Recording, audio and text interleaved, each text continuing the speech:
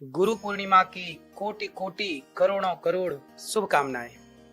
गुरु केवल एक शब्द नहीं है, ये वो शक्ति है जो हमें अज्ञान से ज्ञान की ओर ले जाती है। गुरु वह शक्ति है जो हमें अज्ञान से ज्ञान की ओर, अंधकार से प्रकाश की ओर, अस्तो मा सद्गमय तमसो मा ज्योतिर्गमय, जो हमारी अंतरात्मा को स्पर्श करके हमें हमारे सच्चे स्वरूप से परिचित कराता है, वह गुरु है। ऐसे गुरु जो हम सबके जीवन के अज्ञान को हर लेते हैं और ज्ञान का प्रकाश हमारी ओर छोड़ देते हैं। गुरु सिर्फ एक व्यक्ति नहीं होता, वह एक ऊर्जा है, वह एक संस्कार है, वह एक आश्रय है। गुरु एक संस्कार का नाम है। यदि गुरु ना हो तो संस्कार की बात कौन करे? आपके बच्चों को संस्कार कौन दे? मातृ देवो भव, पितृ देवो भव, माता भगवान है, पिता भगवान है, ये संस्कार कौन देता है? गुरु ना हो तो संस्कार देगा कौन? इसलिए गुरु चलता फिरता एक संस्कार है। गुरु एक संस्कार का नाम है जो जीवन को दिशा देता है और आत्मा को परमात्मा से जोड़ता है। गुरु वह दीपक है जो हमारे भीतर के अंधकार को मिटाता है। जिसने हमारे जीवन में प्रकाश भर दिया हो, उसे केवल धन्यवाद कहना पर्याप्त नहीं है। गुरु जी से ज्ञान लिया और केवल धन्यवाद कह दिया ना, गुरु को केवल धन्यवाद नहीं, बल्कि गुरु को क्या चाहिए कि गुरु के बताए रास्ते पर, गुरु के बताए संस्कारों पर, आदर्शों पर शिष्य चले। जब शिष्य गुरु के बताए रास्ते पर चलता है तो गुरु प्रसन्न होता है, और जब गुरु प्रसन्न होता है तो गोविंद भी प्रसन्न होते हैं। इसलिए जीवन भर स्मरण और गुरु के चरणों में आत्मसमर्पण करना चाहिए। समर्पण, शरणागति पहले गुरु में। जैसे उदाहरण से समझिए, लक्ष्मण जी को जब शक्ति मारी मेघनाथ ने तो लक्ष्मण जी अचेत होकर के गिर पड़े। रावण के पुत्र मेघनाथ ने लक्ष्मण जी को जब शक्ति मारी तो मेघनाथ ने बहुत प्रयास किया लक्ष्मण जी को उठाने का, कि मैं लंका वासियों को दिखाऊं कि मैंने लक्ष्मण को मार दिया। मेघनाथ के लाख प्रयास करने पर भी वो लक्ष्मण जी को उठा ना सका, और हनुमान जी आए तो हनुमान जी ने गोद में उठाया तो लक्ष्मण जी आसानी से उठ गए। हनुमान जी ने लक्ष्मण जी को उठाया। हनुमान जी कौन है? जय जय जय हनुमान गोसाई, कृपा करहूं गुरुदेव की नाई। हनुमान जी गुरु हैं। लक्ष्मण जी को गुरु हनुमान जी ने उठाया, और गुरु ने लक्ष्मण जी को उठा के कहां डाल दिया? राम के चरणों में। जब आप अपने गुरु के चरणों में समर्पण करते हैं तो गुरु आपको उठाते हैं और ले जाके भगवान के चरणों में डालते हैं कि प्रभु ये आपका दास है, इसे आप स्वीकार कर लीजिए। जब गुरु कृपा करते हैं तो गोविंद निश्चित कृपा करते हैं। अब आप सोचिए, हमें वेदों का ज्ञान किसने दिया? पुराणों का, उपनिषद का, महाभारत का और भगवत गीता का ज्ञान किसने दिया? जिनसे हम धर्म, नीति, भक्ति, मोक्ष और आत्मज्ञान को समझते हैं, उन सभी का आधार एक ही है, नाम है गुरु। और वो गुरुओं के भी गुरु हैं महर्षि वेद व्यास जी। इसलिए आज का दिन अर्थात गुरु पूर्णिमा का दिन वेद व्यास जी को समर्पित है। यदि वेद व्यास जी ना होते तो आज हमारे बीच में भगवत गीता ना होती। लोग कहते हैं कि हम गुरु क्यों बनाए, गुरु की क्या जरूरत है? भगवान राम ने गुरु बनाए।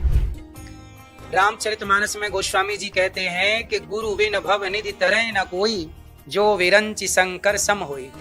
गुरु के बिना बताइए किसकी गति हुई है? गुरु के बिना किसको ज्ञान हुआ है? आज जो भी श्रेष्ठ मुकाम हासिल किए हैं, सबके जीवन में कोई ना कोई गुरु रहा है। लता जी के जीवन में भी गुरु, लता जी इतना अच्छा गाती थी तो उन्होंने भी तो अपने गुरु से शिक्षा पाई। बिना गुरु के क्या वो उस मुकाम तक पहुंच गई? आप किसी को भी देख लीजिए, बिना गुरु के कौन श्रेष्ठ मुकाम तक पहुंचा है। इसलिए गुरु सबके जीवन की आवश्यकता है, जरूरत है। जैसे दाल नमक के बिना फीकी है, खीर शक्कर के बिना फीकी है, ऐसे ही ये जीवन गुरु के बिना फीका है। आप जरूर अच्छे गुरु की शरण में जाइए। गुरु भव सागर से पार करने वाले हैं। गुरु ही हैं जो आपसे कहते हैं कि बेटा शराब ना पियो, मांस ना खाओ, माँ बाप का सम्मान करो, बड़ों की इज्जत करो, किसी का दिल ना दुखाओ। ये दुनिया में कौन आपको ये ज्ञान दे रहा है आजकल? आजकल तो कुछ लोग आपको गलत सलाह देते हैं, गुटखा खाना सिखाते हैं, शराब पीना कुछ लोग सिखाते हैं, कुछ लोग आपको मोबाइल पे जुए का ऐप डाउनलोड करवाते हैं। यदि आपने इन्हें अपना गुरु बना लिया तो आपका जीवन बिगड़ जाएगा। बिना गुरु के ज्ञान, भगवान राम तो सबके गुरु हैं, पर गुरु ग्रह पढ़न गयऊं रघुराई, अल्पकाल विद्या सब पाई। गुरु के बिना ज्ञान तो भगवान राम, उन्हें क्या जरूरत थी गुरु की? पर एक मर्यादा है। गुरु के बिना सदगति नहीं है, क्योंकि गुरु के बिना गुरूर नहीं मिटता। जब तक गुरु ना हो तो भीतर का गुरूर कैसे मिटे? जब तक गुरूर ना मिटे तब तक भगवत प्राप्ति कैसे हो, हृदय पवित्र कैसे हो? तो गुरु क्या करता है? भीतर के गुरूर को, मीन्स अभिमान, एटीट्यूड को समाप्त करता है अपने ज्ञान से, शास्त्रों के ज्ञान से। वेद व्यास जी ने वेदों को 4 भागों में विभाजित किया, ऋग्वेद, यजुर्वेद, सामवेद और अथर्ववेद। उन्होंने 108 उपनिषदों की भी रचना की। 18 महापुराणों में हमारी संस्कृति, इतिहास, ब्रह्म ज्ञान और भविष्य के तमाम संकेत समाहित हैं पुराणों में। अनेक अनेक ऋषियों ने अनेक अनेक चीजों की रचनाएं की। उन्होंने महाभारत जैसे ग्रंथों की रचना की, जिसके भीतर भगवत गीता का अमृत भरा हुआ है। व्यास जी केवल लेखक नहीं थे, वो ब्रह्म ज्ञान के सेतु थे। उन्होंने शब्दों में, उनके शब्दों में वह दिव्यता थी, वो शब्दों में वह दिव्यता भर देते थे जो आत्मा को परमात्मा तक ले जाती थी। इसलिए तो उन्हें आदि गुरु कहा गया है, और तभी से उनके सम्मान में यह दिन समर्पित है, जिसे हम सब गुरु पूर्णिमा के नाम से जानते हैं।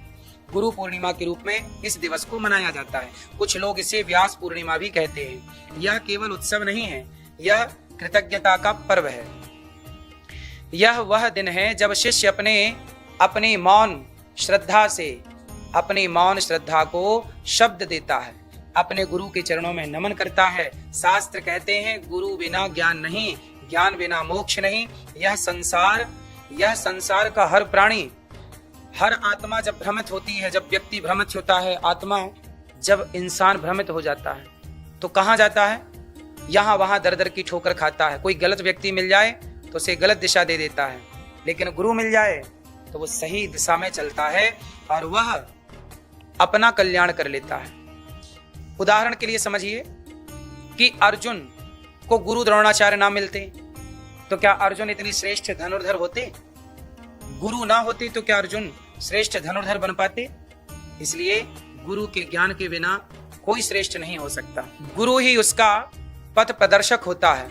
आज के इस पावन दिन को गुरु को स्मरण करके, गुरु को याद करके, ये दास अनिरुद्ध भी हमें गुरु ना मिलते तो आप सबकी सेवा का हमें अवसर ना मिलता, भगवत कृपा इस तरह से प्राप्त ना होती, धाम इस तरह से प्राप्त ना होता। ये गुरु की कृपा ही तो है।